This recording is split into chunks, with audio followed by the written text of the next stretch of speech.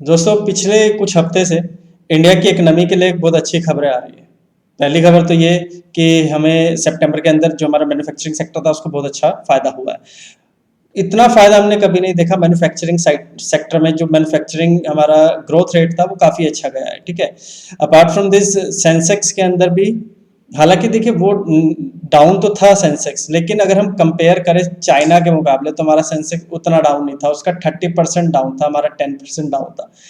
ठीक है, तो उसने ये इंडिकेट किया है कि जो नेक्स्ट डेस्टिनेशन होगी वो इंडिया होगी। चाइना डेस्टिनेशन बहुत सी कंट्रीज की अब प्रेफर्ड डेस्टिनेशन नहीं रही है मैन्युफैक्चरिंग को लेकर के। जैसे ताइवान है, वो भी पहले जो भी ऑर्डर्स वगैरह थे उसके चाइनीज कंपनीज के पास आते थे। ठीक है, लेकिन अब जो है ताइवान खुद इंडिया के अंदर इन्वेस्ट करके इंडिया से ही कोलैब कर रहा है। अपार्ट फ्रॉम दिस इंडिया की जो भी डिफेंस सेक्टर है उससे भी काफ़ी अच्छी परचेजिंग जो है इंडिया जो है वो दूसरों को दे रहा है, मतलब कि हमारे प्रोडक्ट दूसरी कंट्रीज खरीद रहे हैं। तो ऐसे में हमें अपने लॉजिस्टिक पॉलिसी के अंदर चेंज लेकर के आने हैं। क्या होता है, इसको आप पहले अपने अपनी हेल्थ के साथ जोड़िए, आप इसको अपनी बॉडी के साथ जोड़िए। आपकी बॉडी का कोई भी एक पार्ट या ऑर्गेनिज्म अगर खराब होगा या आप बीमार हैं तो आपकी बॉडी पूरा परफॉर्म नहीं कर पाएगी, आपकी परफॉर्मेंस वैसी नहीं होगी जैसे आप नॉर्मल वर्क करते हैं। वैसे ही इंडिया की इकोनॉमी, आप सोचिए कि इंडिया की इकोनॉमी के अंदर 3 सेक्टर है, primary, secondary and service sector. अगर किसी भी एक सेक्टर के अंदर जो डिफरेंट डिफरेंट सब यूनिट्स हैं, जैसे लॉजिस्टिक्स है, रॉ मटेरियल है, पावर सेक्टर है, मिनरल सेक्टर है, अगर कुछ भी खराब होता है तो पूरे मैन्युफैक्चरिंग सेक्टर के ऊपर इफेक्ट देखने को मिलेगा। ठीक है, तो ऐसे में नेशनल लॉजिस्टिक पॉलिसी लॉन्च किया है। नेशनल लॉजिस्टिक पॉलिसी 17 सितंबर 2022 को लॉन्च किया था पीएम मोदी ने। हमारे जीडीपी का लॉजिस्टिक्स का जो खर्चा होता है वो 13 to 14% होता है, इसको कम करना है 8% तक। 8% ही होना चाहिए, मतलब कि जीडीपी के अंदर जो हम खर्चा, जो भी हम मैन्युफैक्चर कर रहे हैं उस मैन्युफैक्चरिंग के अंदर लॉजिस्टिक्स का भी खर्चा आता है।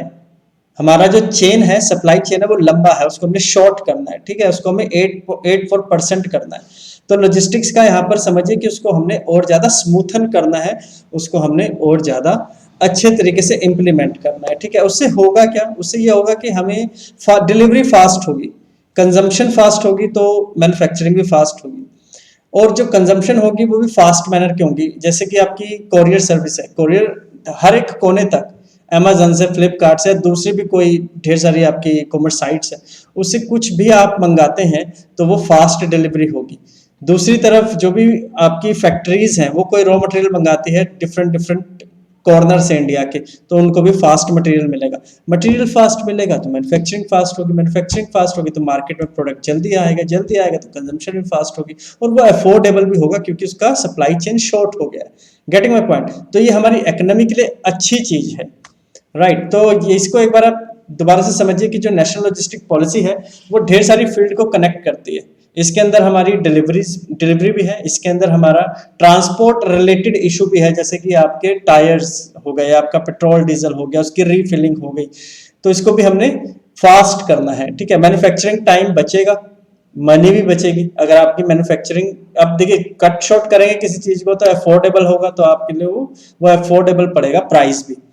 ठीक है जी, इससे क्या होगा, जो आपके एग्रीकल्चर प्रोडक्ट है उसकी भी वेस्टिंग नहीं होगी क्योंकि वो ड्यूली पैक्ड होगा, वो एक जगह से दूसरी जगह जा रहे हैं तो वेस्टेज नहीं हो रही। जैसे कि फॉर एग्जांपल एक ट्रेन है, एक ट्रेन जम्मू से जाती है दिल्ली तक और फिर दिल्ली से कोलकाता तक जाती है, और दिल्ली से एक ट्रेन से दूसरी ट्रेन में माल डालना है, वो फट गया, कुछ गिर गया, तो वेस्टेज होती है उसकी। ठीक है, तो वो वेस्टेज बचेगी अगर हमारा लॉजिस्टिक वेल कनेक्टेड होगा, लॉन्ग रूट का होगा। ठीक है जी, तो इससे क्या होगा, हमारी जो स्पीड है इकोनॉमी की वो इम्प्रूव होगी, एंटरप्रेन्योरशिप बढ़ेगा और वैल्यू बढ़ेगी इंडियन मार्केट की। ठीक है जी, यहाँ पर आप समझिए कि जो हमारी लॉजिस्टिक है वो एक एफिशिएंट है और एक लो कॉस्ट की है। इससे हमारी इकोनॉमी को डायरेक्ट ग्रोथ मिल रही है, एम्प्लॉयमेंट जनरेशन भी हो रहा है, और जो इंडियन प्रोडक्ट है वो आपकी compete कर रहे हैं ग्लोबल मार्केट से, राइट। तो जो लॉजिस्टिक है वो एक बैकबोन की तरह देखी जाती है। ऑब्वियसली आप भारत के किसी भी कोने में हैं, कुछ भी मैन्युफैक्चर कर रहे हैं और पूरे इंडिया में आपको प्रेजेंस करनी है, अगर लॉजिस्टिक्स नहीं होगी या आपकी रीच नहीं होगी, आपके एरिया तक कुछ वेल कनेक्टेड नहीं है, तो आपको वो एक्सपोजर नहीं मिलेगा जितना मिलना चाहिए।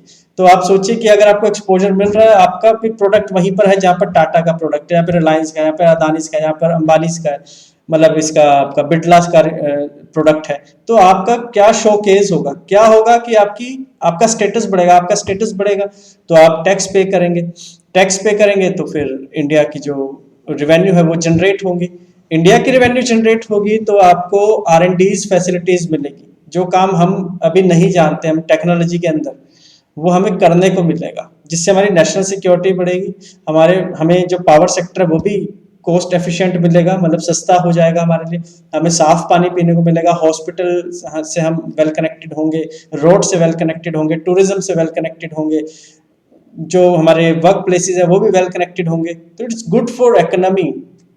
ठीक है, तो ये जो नेशनल लॉजिस्टिक पॉलिसी है ये बहुत अच्छा एक फ्रेमवर्क है इंडियन इकोनॉमी के अंदर, सेकेंडरी सेक्टर जो है ना मैन्युफैक्चरिंग सेक्टर, उसको बूस्ट करने के लिए। अभी हमारी बात हुई थी कि इंडिया का जो जीडीपी के अंदर जो कंट्रीब्यूशन है लॉजिस्टिक्स का वो 16% है, अभी उसको 8% तक करना है, इट मींस हमें वैल्यू एफिशिएंट बनाना है उसको। अपार्ट फ्रॉम दिस अगर हम पूरे सेक्टर की वैल्यू की बात करें तो 215 बिलियन का लॉजिस्टिक्स का टर्नओवर रहेगा ईयरली बेसिस पर। ठीक है जी, 22 मिलियन लोग जुड़े हुए हैं लॉजिस्टिक्स के साथ, समझिए इसको, 2 करोड़ 20 लाख लोग जुड़े हुए हैं लॉजिस्टिक्स के साथ, उनका घर जो है वो 2 करोड़ 20 लाख लोगों का लॉजिस्टिक्स के साथ काम करके चलता है। लॉजिस्टिक्स के अंदर ट्रेन्स भी हैं, एयरप्लेन्स भी हैं, एरोप्लेन्स भी हैं, आपके ट्रक्स भी हैं, उस ट्रक पे काम करने वाले जितने टोल प्लाजास वगैरह है, छोटा बड़ा हर एक जो वर्क है वो लॉजिस्टिक्स के साथ जुड़ा हुआ है, तो 2 करोड़ 20 लाख लोग इसके साथ जुड़े हुए हैं। ठीक है जी, और इनको ग्रोथ रेट के साथ जोड़ना है, मतलब कि जो स्टेटस है उसको बढ़ाना है, लिविंग स्टैंडर्ड भी बढ़ाना है, उनकी जो पर कैपिटा इनकम है उसको भी इंक्रीज करना है, साथ ही साथ उसको हमने क्वालिटी बेसिस पर काम करना है। ठीक है जी, तो जो नेशनल लॉजिस्टिक पॉलिसी उसके भी 4 पिलर सामने आए हैं, जैसे कि पता लगा है कि इंटीग्रेशन ऑफ डिजिटल सिस्टम, सब डिजिटलाइज होगा, सब क्लाउड मार्केटिंग से जुड़ा होगा। इसको समझने के लिए समझिए कि अगर आपके पास 10 पैकेट है, उस 10 पैकेट को आप ऑटो में ढोकर ले जा रहे हैं रेलवेज के पास, ठीक है, तो रेलवे पे जहाँ माल बुक होता है वहां पर लेकर के जाएंगे, वो पेन से फिलअप करते हैं पूरा फॉर्म वगैरह, फिर उसको वेट करते हैं, फिर उसको चिपकाते हैं, फिर उसको दोबारा से ट्रक में डाल करके रेलवे स्टेशन ले जाते हैं और फिर वहां पर अनलोड करते हैं, फिर रेलवे की गाड़ी में रखा जाता है, मालगाड़ी में, है ना, कितना लंबा चेन हो गया है। तो यहाँ पर समझिए कि डिजिटल सिस्टम सिर्फ स्कैन किया, बारकोड स्कैन किया, आपका पूरा डाटा आ गया, क्लाउड मार्केटिंग में सेव हो गया, आपका क्लाउड नेटवर्क में सेव हो गया आपका डाटा। ठीक है, वो कब जाएगा, कब आएगा, डिलीवर हो गया कि नहीं हो गया, आपके पास मैसेज आ जाएगा, आपको चिंता करने की कोई जरूरत नहीं है। तो integration of digital system, unified logistic interface platform, जो लॉजिस्टिक इंटरफेस का मतलब है कि सभी चेन को इंटीग्रेट करना है, रेलवे को एरोस के साथ, एरोस को आपके कोरियर सर्विसेज के साथ, एंड यूजर तक माल पहुंच गया कि नहीं पहुंच गया, ये सब एक इंटीग्रेटेड इंटरफेस प्लेटफॉर्म करना है। ईज ऑफ लॉजिस्टिक्स, जैसे कि अभी मैंने बोला कि आप पहले ऑटो में रखेंगे या टेम्पो में माल रखेंगे, उसको फिर रेलवे स्टेशन ले जाएंगे, वहां से फिर ट्रक में रखेंगे, फिर आप लेकर के जाएंगे रेलवे स्टेशन पर। ऐसा क्यों ना हो कि रेलवे स्टेशन के बाहर ही कोई ऐसा सेंटर हो कि आप डिजिटलाइज तरीके से उसको स्कैन करें और आपका माल सीधा गाड़ी में जाए, या आपके घर से पिक कर ले कोई, या फैक्ट्रीज है वहां से कोई पिक कर ले। तो ईज ऑफ लॉजिस्टिक्स जो है वो सुविधा होगा मैन्युफैक्चर के लिए। ठीक है, system improvement group, system improvement group को समझिए कि जितने भी जैसे कि मैन्युफैक्चरिंग कोई प्लांट है उसके साथ रोड कनेक्टेड, तो मिनिस्ट्री ऑफ कॉमर्स को हमें कनेक्ट करना पड़ेगा, मिनिस्ट्री ऑफ शिपिंग के साथ मिनिस्ट्री ऑफ शिपिंग को करना पड़ेगा, मिनिस्ट्री ऑफ एविएशन के साथ, तो डिफरेंट डिफरेंट मिनिस्ट्रीज को एक इंटीग्रेटेड प्लेटफॉर्म मिले। Getting my point? तो यहाँ पर जो डिफरेंट प्रोग्राम लॉन्च किए गए थे इंडिया के, एक बार उसका ओवरव्यू दे देता हूँ कि गति शक्ति प्रोजेक्ट लास्ट ईयर इसको लॉन्च किया था। गति शक्ति जो प्रोग्राम है उससे आपको यही लॉजिस्टिक्स एंड जो आपकी railways, your aviation, your roadways, इन सभी को फास्ट करना है हमें। ठीक है, 6 लेन की जगह 8 लेन करना है, टोल प्लाजा जो हो वो मतलब फ्री फ्लो हो, वहां पर आपको रुका ना रहना पड़े देर देर तक। तो गति शक्ति। सागरमाला क्या है आपका? पोर्ट्स, कंटेनर फैसिलिटीज आती है। अगर एक्सपोर्ट इंपोर्ट की बात करें तो पोर्ट्स जो एक ऐसा माध्यम है जहां पर कंटेनर्स आते हैं, बल्क में मटेरियल आता है। ठीक है, तो सागरमाला की बहुत अच्छे मॉडर्न पोर्ट्स हैं हमारे पास। भारतमाला आपका dedicated freight corridor, expressway, raw material से लेकर के इंडस्ट्रियल प्लांट तक और इंडस्ट्रियल प्लांट से मार्केट तक वेल कनेक्टेड रोड्स हमारे पास है, ठीक है। तो ये लॉजिस्टिक पॉलिसी इसीलिए कि हम इसको किस तरीके से काम करेंगे, हम अपने मैन्युफैक्चरिंग सेक्टर को कैसे बूस्ट करेंगे, नई जॉब जनरेशन कैसे होगी, डिफरेंट डिफरेंट नई टेक्नोलॉजीज हमारे पास कैसे आएगी, न्यू प्रोडक्ट हमारे पास कैसे आएंगे, वो कॉस्ट एफिशिएंट भी होने चाहिए। नई टेक्नोलॉजी का मतलब ये नहीं है कि वो कॉस्टली होगी तो फिर हम लोग कैसे अडॉप्ट करेंगे उसको, ठीक है। तो किस तरीके से हमारे नेशन की ग्रोथ होगी।